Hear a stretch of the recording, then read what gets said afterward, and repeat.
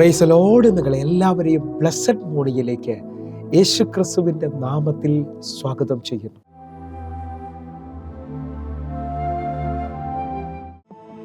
എന്നെ അൻപോട് സ്നേഹിപ്പാൻ എന്താണ് എന്നിൽ കണ്ടത്? ചേറ്റിൽ കിടന്നതാമന്നേ ആ പൊൻകരം നീട്ടിപ്പിടിച്ചോ. എന്നെ അൻപോട് സ്നേഹിപ്പാൻ എന്താണ് എന്നിൽ കണ്ടത്?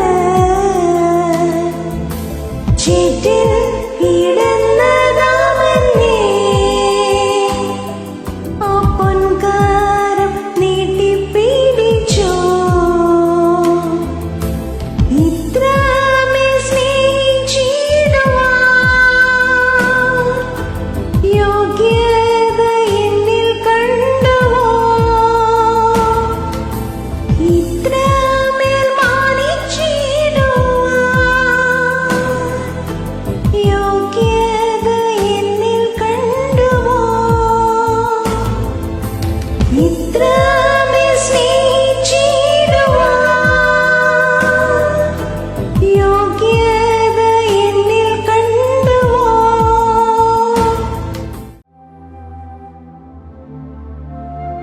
പ്രിയരെ, അനുഗ്രഹിക്കപ്പെട്ട ഒരു പ്രഭാതം കൂടെ നമ്മുടെ ജീവിതത്തിൽ അനുവദിച്ചു തന്ന വലിയവനായ ദൈവത്തെ നമുക്ക് ഒരുമിച്ച് ചേർന്ന് നന്ദി പറയാം. എത്ര പേർ പറയും, ഞാൻ നിമ്മല്ല, എൻ്റെ ദൈവം നടത്തിയതാണ്. ഒന്നുകൂടെ പറഞ്ഞു കഴിഞ്ഞാൽ 2025 ജൂൺ മാസം 29 വരെ എന്നെയും എൻ്റെ കുടുംബത്തെയും കണ്ണിലെ കൃഷ്ണമണി പോലെ സൂക്ഷിക്കുകയും വിടുവിക്കുകയും ചെയ്ത വലിയവനായ ദൈവത്തിന് നന്ദി പറഞ്ഞുകൊണ്ട് ഈ പ്രഭാത ചിന്തയിലേക്ക് നമുക്ക് ഒരുമിച്ച് അടുത്തു വരാം. നിന്ദിച്ചവരുടെ നടുവിൽ മാനിക്കുന്ന ദൈവം. പ്രിയരെ, പ്രാരംഭവാക്യത്തിലേക്ക് 1 ശമൂവേൽ 17 അധ്യായം അതിൻ്റെ 42 വാക്യം. ഫെലിസ്ത്യൻ നോക്കി ദാവീദിനെ കണ്ടപ്പോൾ അവനെ നിന്ദിച്ചു. അവൻ തീരെ ബാലനും പവിഴം നിറമുള്ളവനും കോമളരൂപനും ആയിരുന്നു. പ്രിയരെ, ഈ പ്രഭാതത്തിൽ നാം വായിച്ചു കേട്ട അനുഗ്രഹിക്കപ്പെട്ട വചനത്തിനായി നമുക്ക് ഒരുമിച്ച് ചേർന്ന് ദൈവത്തിന് നന്ദി പറയാം. എത്ര പേർ പറയും, എൻ്റെ ദൈവം ഇന്നും ജീവിക്കുകയാണ്? ഹല്ലേലൂയ. ഞാനും നിങ്ങളും കേട്ട വചനം എന്ന് പറയുന്നത്, ദാവീദ് ഇതാ മല്ലനായ ഗോലിയാത്തിനെ വരെ ഓടിയെടുക്കുകയാണ്. ആ അടുക്കുന്ന സമയത്ത് ദാവീദിനെ കണ്ട ഫെലിസ്ത്യരും ഗോലിയാത്തും ഒരുമിച്ച് നിന്ദിക്കുകയാണ്. കാരണം അവൻ്റെ പുറമെ അവനുള്ള കഴിവോ മല്ലനോട് അടുക്കുവാൻ എതിർക്കുവാനുള്ള ശക്തിയോ അവനില്ല. പക്ഷെ ദാവീദ് ചെല്ലുന്നത് ദൈവത്തിൻ്റെ കരവുമായിട്ടാണ്. ദാവീദ് ചെല്ലുന്നത് ദൈവത്തിൻ്റെ ബലവുമായിട്ടാണ്. എന്നെ ശ്രദ്ധിക്കുന്ന ഓരോ ദൈവമക്കളും തിരിച്ചറിയണം, നിങ്ങൾ അനുഭവിക്കുന്ന നിന്ദ, നിങ്ങൾ അനുഭവിക്കുന്ന പ്രതികൂലങ്ങളുടെ നടുവിൽ എൻ്റെ ദൈവത്തെ ആശ്രയിക്കാമെങ്കിൽ എൻ്റെ ദൈവം നിങ്ങളെ പരാജയമാക്കാൻ പോകുകയല്ല, നിങ്ങളെ ജയാളികളാക്കാൻ പോവുകയാണ്. ഒന്നുകൂടെ വിശ്വസിക്കാമെങ്കിൽ ഇന്ന് ഈ പ്രഭാതത്തിൽ അനേകർ എന്നെ ശ്രദ്ധിക്കുമ്പോൾ ചിലവരുടെ കളിയാക്കലും നിന്ദയിലും ജീവിതം മടുത്തുപോയവരുണ്ടാകാം, മുമ്പോട്ട് പോകാൻ കഴിയാതെ നിൽക്കുന്നവരുണ്ടാകാം. പക്ഷേ ദാവീദിനെ പഠിക്കുമ്പോൾ നിങ്ങൾക്ക് മനസ്സിലാവും, പരസ്യമായി നിന്ദ അനുഭവിക്കുന്നതിൻ്റെ നടുവിലും ദാവീദ് ദൈവത്തെ ഉയർത്തുകയാണ്. ഇന്നലകളിൽ നടത്തിയ വിധങ്ങൾ ഓർത്തുകൊണ്ട് ദാവീദ് കൊടുങ്കാട്ടിൽ അല്ലെങ്കിൽ അപ്പൻ്റെ ആടുകളെ മേയ്ക്കുന്ന സമയത്തും അപ്പൻ്റെ ആടുകളെ തൻ്റെ കയ്യിൽ നിന്ന് കടിച്ചു കീറുവാൻ, തൻ്റെ കയ്യിൽ നിന്ന് അല്ലെങ്കിൽ കൊണ്ടുപോകാൻ വന്ന സിംഹത്തെയും കരടിയും ദാവീദ് താടിക്ക് പിടിച്ച് അടിച്ചു കൊന്ന് അനുഭവം ഉണ്ടായിട്ടുണ്ട്. വിശ്വസിക്കാമെങ്കിൽ ഇന്നലകളിൽ ദാവീദിനെ കരുതിയ ദൈവം ഇന്നും കരുതുമെന്നുള്ള, നടത്തുമെന്നുള്ള ഉറപ്പിൽ ദാവീദ് ഇതാ മുമ്പോട്ട് സ്റ്റെപ്പുകൾ വെക്കുകയാണ്. നിങ്ങൾ ഒരു ദർശനത്തിലാണ് മുമ്പോട്ട് പോകുന്നതെങ്കിൽ അറിയാം, സാഹചര്യങ്ങൾ മുഴുവൻ വിരോധമാണെങ്കിലും മുമ്പോട്ട് സ്റ്റെപ്പ് വെച്ചോ. തിമായിയുടെ മകനായ ഭൃത്യമായി അറിയാം, ദാവീദ് പുത്രൻ എന്ന് കേട്ട് അറിയാം, അവൻ ഉച്ചത്തിൽ നിലവിളിക്കുകയാണ്.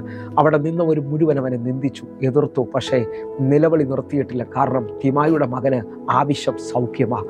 നിങ്ങൾ അറിയാം, എന്താണോ ആവശ്യപ്പെടുന്നത്, നിങ്ങൾ എന്താണോ കാണാൻ ആഗ്രഹിക്കുന്നത്, അതിനകത്തോട്ട് വിശ്വാസത്തിൽ സ്റ്റെപ്പുകൾ വെക്കുക. സാഹചര്യങ്ങൾ വഴിമാറിയിരിക്കും. മുമ്പോട്ട് സ്റ്റെപ്പ് വയ്ക്കുന്നതിന് വേണ്ടി ചെങ്കടൽ തുറന്നിരിക്കും.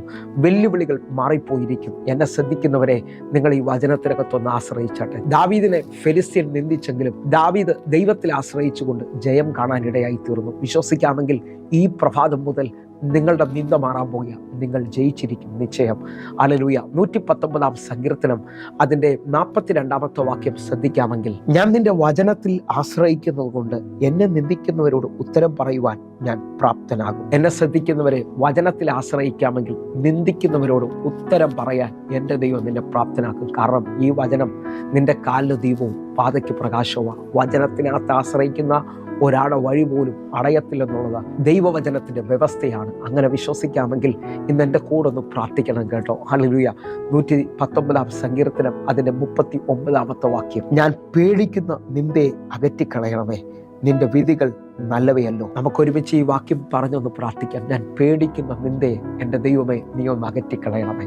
എൻ്റെ കൂടി പ്രഭാതത്തിൽ ഒരുമിച്ചൊന്ന് പ്രാർത്ഥിക്കാവോ? പേടിച്ചു കൊണ്ടിരിക്കുന്ന അത് സംഭവിക്കുമോ? ആ വിഷയം തകരുമോ?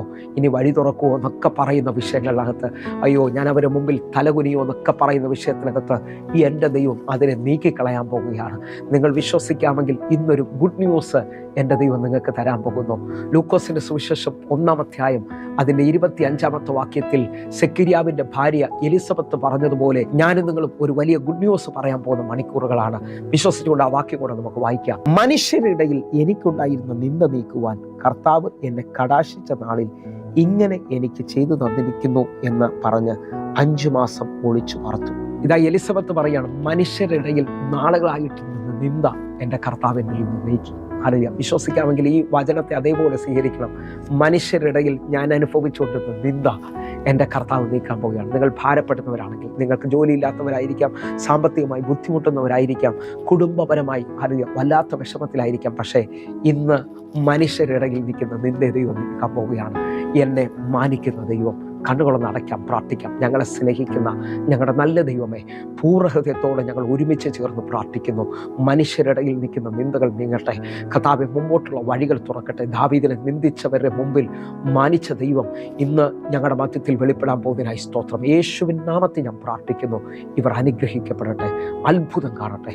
കർത്താവേ, ഇതൊരു അത്ഭുത സാക്ഷ്യത്തിൻ്റെ ദിവസമാക്കണമേ. യേശുവിൻ നാമത്തിൽ പ്രാർത്ഥിക്കുന്നു. ആമേൻ.